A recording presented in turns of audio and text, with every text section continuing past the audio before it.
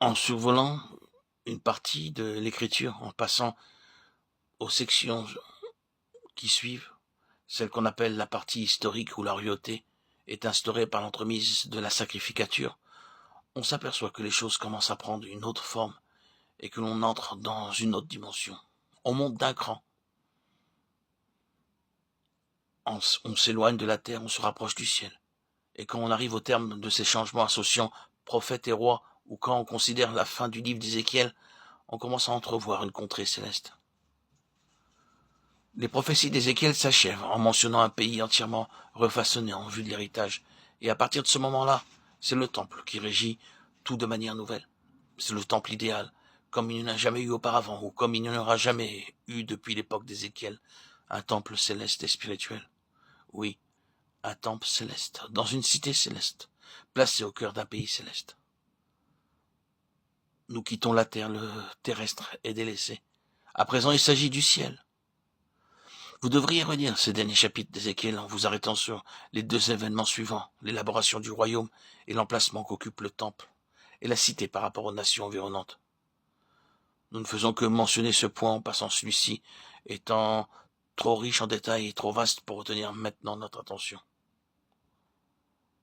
En abordant le livre de l'Apocalypse, on est de suite confronté au côté spirituel qui caractérise l'ensemble du royaume de Dieu. Voici ce que j'aimerais souligner en rapport avec l'interprétation spirituelle de l'Apocalypse. Tout d'abord, on est obligé de reconnaître que le royaume de Dieu est un vaste domaine, mais que celui-ci est morcelé en de multiples territoires. Dans plusieurs passages de l'Apocalypse, on se retrouve à différents endroits, d'où le trône exerce son gouvernement. On a la terre puis le ciel.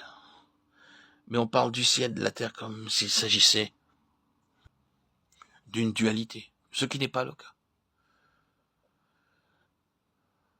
C'est plutôt l'idée de multiplicité qu'il faut retenir.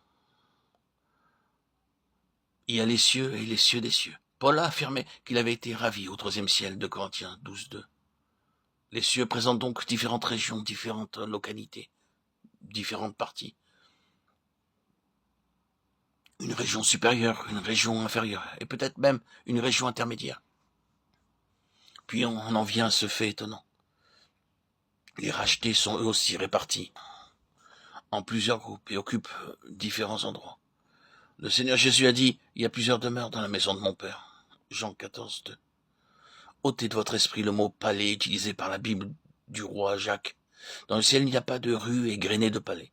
En tout cas, ce n'est pas ce à quoi Jésus faisait référence. Il y a plusieurs demeures dans la maison de mon Père. Il y a le premier ciel, le deuxième ciel, le troisième ciel, les cieux des cieux. Et les gens occupent l'un ou l'autre de ces lieux en fonction du trône. Les uns sont sur le trône, les autres autour du trône, et ainsi de suite. Les nations composées des rachetés se trouvent à la périphérie du royaume et puisent leurs ressources, non pas bonnes ou mauvaises cette fois-ci, mais leurs bonnes ressources de ce centre névralgique.